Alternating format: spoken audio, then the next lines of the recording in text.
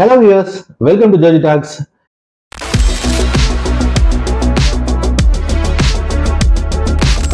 இன்னைக்கு நம்ம பார்க்க போற படம் ஒரு ரொமான்டிக் ஸ்போர்ட்ஸ் டிராமாவும் வந்திருக்கிற சேலஞ்சர்ஸ் தான். இந்த படத்தை இயக்கி இருக்கிறவரு லூகா கிளாடினோ. இவர் கால்வி பை யுவர் நேம், சஸ்பிரியா போன்ற படங்கள்லாம் இயக்கியவர். இந்த படத்துக்கு ஸ்கிரீன் பிளே ஜஸ்டிஸ் குர்சஸ் எழுதியிருக்காரு. வாங்க இந்த படத்தோட கதை என்னன்னு குட்டியா பார்த்துடலாம். இந்த படத்தோட ஓப்பனிங் சீனே கிளைமேக்ஸ் சீன் தான். ஆர்ட் டொனால்ட்சனும் பேட்ரிக் ஸ்வாகும் டென்னிஸ் விளையாண்டு இருப்பாங்க. ஆர்ட் டொனால்ட்சனோட மனைவி டாஷி டூங்கன் வந்துட்டு ஆடியன்ஸா உட்காந்துருப்பாங்க. இவங்க 3 பேத்துக்கும் எக்ஸ்ட்ரீம் க்ளோஸ் அப் ஸ்லோ மோஷன்ல வச்சிருப்பாங்க. கட் பண்ணா படம் ஒரு வாரம் முன்னாடி போகுது. அங்க நம்ம பேட்ரிக் ஸ்வாக் ரூமு கேட்டு ஒவ்வொரு ஹோட்டலா அலைஞ்சிட்டு இருக்காரு. எவனும் ரூம் தர்றதில்ல. இவர் கையில் எந்த காசுமே இல்லை. அதனால டென்னிஸ் கோர்ட்லயே இவர் கார்ல தங்கிடுறாரு. அடுத்த நாள் காலையில ஒருத்தர் வந்து எழுப்பிவிட அந்த டென்னிஸ் கோர்ட் ஆஃபீஸ்க்கு போய் இந்த மாதிரி நான் ஒரு பிளேயரு, எனக்கு மேட்ச் இருக்கு அப்படிங்கிற விவரங்கள்லாம் தெரிஞ்சுக்கிறாரு. அப்போதான் அங்க ஆர்ட் டொனால்ட்சன் கூட உங்களுக்கு மேட்ச் இருக்கிறதா வந்துட்டு அவங்க சொல்றாங்க. கட் பண்ணா கதை 2006க்கு போகுது. அங்க பேட்ரிக் ஸ்வாகும் ஆர்ட் டொனால்ட்சனும் ஃப்ரெண்ட்ஸா இருக்காங்க. அங்க டாஷி டூங்கனை இவங்க சந்திக்கிறாங்க. பார்த்த உடனே இவங்க 2 பேத்துக்குமே பத்திக்குது. அதனால டாஷி டூங்கனை அடையணும்னு முடிவு பண்றாங்க. டாஷி டூங்கனும் நாளைக்கு நடக்க போற மேட்ச்ல உங்க 2 பேத்துல யார் வின் பண்றாங்களோ அவங்களுக்கு என் நம்பர் தரேன் அப்படிங்கிற மாதிரி சொல்றாங்க. அந்த மேட்ச்ல பேட்ரிக் ஸ்வாக் ஜெயிச்சிடுறாரு. அதனால டாஷி டூங்கனும் பேட்ரிக் ஸ்வாகும் ரிலேஷன்ஷிப்ல இருக்காங்க.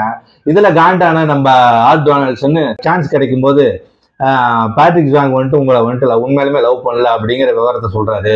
இதை பத்தி பெருசா ஆர்டிக்காத டாஷி டூங்கன் மீண்டும் வந்துட்டு பேட்ரிக் ஸ்வாக் கூட வந்துட்டு ரிலேஷன்ஷிப்ல இருக்காங்க. அப்படி பேட்ரிக் ஸ்வாக்கும் டாஷி டூங்கனும் வந்துட்டு ரிலேஷன்ஷிப்ல இருக்கும்போது அவங்களுக்குள்ள ஒரு சின்ன கருத்து வேறுபாடு நடக்குது. அந்த சமயத்துல அவங்க ஒரு மேட்சுக்கு போறாங்க. அந்த மேட்ச்ல அவங்க கால் சுலுக்கி அந்த மேட்சை விளையாட முடியாம போயிடுது. இதனால பேட்ரிக் மேல வந்துட்டு டாஷி டூங்கன் காண்டாகிறாங்க.